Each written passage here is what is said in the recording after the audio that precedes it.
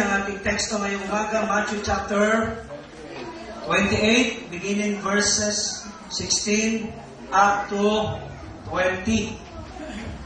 Doon nyo lang po lagay ang inyong mga Bible. Manatilihin nyo pong makabukas ang inyong mga Bible sa ating teksto.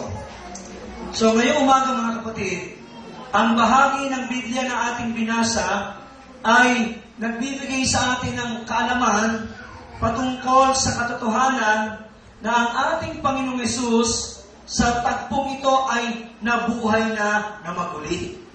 Ibig sabihin, hindi na siya nanatiling patay pa. After 3 days, gaya ng kanyang ipinangako sa kanyang mga alagad, gaya ng inihula ng banal na kasulatan, siya ay muling mabubuhay. At ito po ay kanyang ginanap. Ito po ay kanyang pinatunayan sa kanyang mga alagad. So, ang bahagi ng kasulatan na ating binasa, mga kapatid, ay tumutukoy po sa muling pagkabuhay ng ating Panginoong Hesus. Now listen, ang muling pagkabuhay ng ating Panginoong Hesus ay nagbibigay sa atin ng tatlong mahalagang layunin. Of course, kung bakit nabuhay ang Panginoon, may dahilan. Amen po ba? Amen. Hindi naman pwede, Lord, bakit ka muling nabuhay? Hindi naman pwede isagot sa atin ni Lord. Wala lang. Hindi naman pwede yun. Hello? Amen. Alam natin lahat na hindi ordinaryong bagay, hindi ordinaryong pangyayari na ang isang taong namatay ay muling mabuhay. At sa panahon ng ating Panginoong Hesus, maging bago pa man siya dumating sa mundong ito, bilang tao, mga kapatid, marami nang naglitawan ng mga iba't ibang paniniwala. At bawat grupo ng mga paniniwala, of course, merong mga tinatawag yan na spiritual leader. Amen?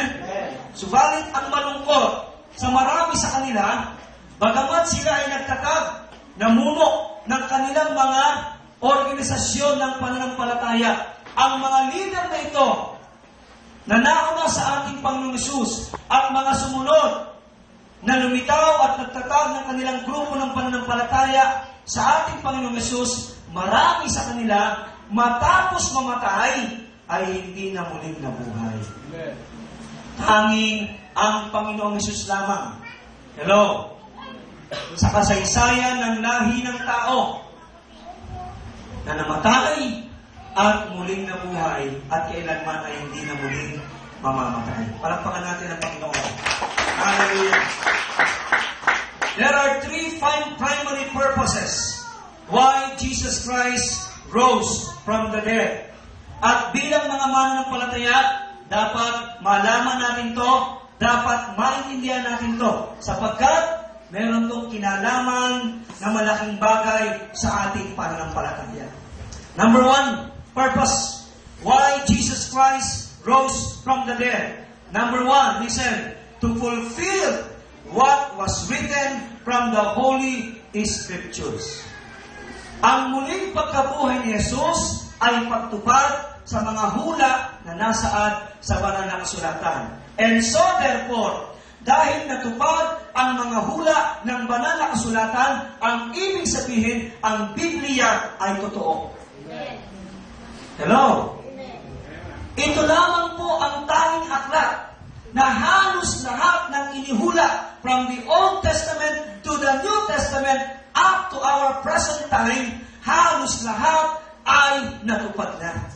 Ilang porsyento na lang, almost 5% na lang ng hula sa Biblia ang hindi pa natutupad. At ang pinakamahalagang bagay na hinihintay natin na matupad na hula sa Biblia ay ang muling pagbabalik ng ating Panginoong Hesus. Amen? Hallelujah! Ano ang tawag ng Biblia dyan?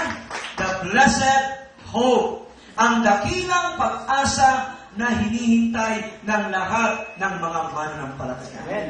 Hallelujah! Amen po ba? Amen. Hindi tayo umaasa na tayo ay tumama sa wedding. Tayo ay manalo sa loto. Hindi tayo umaasa doon. Amen po ba? Amen. Hindi tayo umaasa na makapag-aasawa ang anak natin ng milyonarya, na mga business people para gumanda ang buhay. No! Ang ating totoong pag-asa, ang ating buhay na pag-asa ay walang iba kundi ang muling pagbabalik ng ating Panginoong Jesucristo. So mga kapatid, yan ang unang dahilan kung bakit ang Panginoon ay muling nabuhay. To fulfill what was prophesied, what was written from the Holy Scriptures. Kaya ang aklat na hawak natin, taas natin mga Bible natin. Kaya ang aklat na hawak natin, na tinatawag nating Biblia, na tinatawag at kinikilala natin sa salita ng Diyos, ito ho ay totoong aklat. Ito ay tunay na aklat. Ito'y aklat na maaasahan sapagkat ang mga salita at pangako at hula na nilalaman dito ay merong katuparan. Amen po ba? This is not a magical book. This is not a mythological book. This is the book of God for you and for me. Ito ay aklat ng Diyos para sa iyo at para sa akin. Number 2, purpose. Why Jesus Christ rose from the dead. Number 2, to give us hope. Para bigyan tayo ng pag-asa. Tayong mga nagtiwala sa Kanya, tayong mga umaasa sa Kanya, ay bigyan niya ng pag-asa. Alam nyo, kung si Jesus na ating pinagtiwalaan, pinagsukuan ng buhay natin, kung si Jesus na ating sinasamba, kung si Jesus na ating pinaglilingkuran, ay nanatiling patay sa libingan up to this point of time, anong sabi ni Pablo? Kung sa buhay na ito, kay Kristo lamang tayo aasa. Anong sabi ni Pablo sa unang Korinto 15? Tayo na ang pinakakawawang tao na nabuhay sa mundo. Ang sabi niya, kung hindi muling binuhay, kung hindi muling nabuhay si Kristo sa mga patay at tayo nagtiwala sa Kanya, walang kwenta ang ating pananampalataya.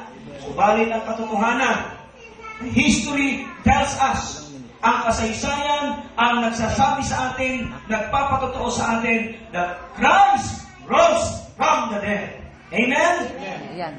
Marami hong nagpatotoo at maraming ebidensya na si Kristo ay hindi nanatili sa libingan ng mga patay. Okay, cut mo. Ayan, kakat mo. For the reason why He resurrected again, why He rose from the dead, it's because, what? To give us hope. Bigyan tayo ng pag-asa. Tayo na nagtiwala sa Kanya. Kaya mga kapatid, ang implication nito, kung ako ay nagtiwala kay Jesus ng aking buong buhay, at dahil sa'y nabuhay ng mga namaguli sa mga patay, ibig sabihin, ang aking pag-asa ay totoo. Ang aking pag-asa ay buhay. Amen? Hindi lamang salita ng Diyos ang totoo, maging ang pag-asa ko na na kay Kristo ay totoo. Sabihin mo sa katabi mo, ang pag-asa mo ay totoo. Why? Simply because ang inasahan mo ay nabuhay na maguli sa gitna ng mga patay. Amen. Hallelujah! Praise the Lord. Amen? Napakagandang umasa doon sa isang persona, sa isang individual, na maging ang kamatayan ay kanyang ginapi para sa iyo at sa akin. Napakahirap naman siguro na umaasa tayo, sumasamba tayo, tumatawag tayo, naglilingkod tayo sa isang persona na nananatiling patay. Hello? Sabi mo nga sa katabi mo, ang Diyos mo ay buhay. Amen? Palakpakan natin ang Panginoon. Okay.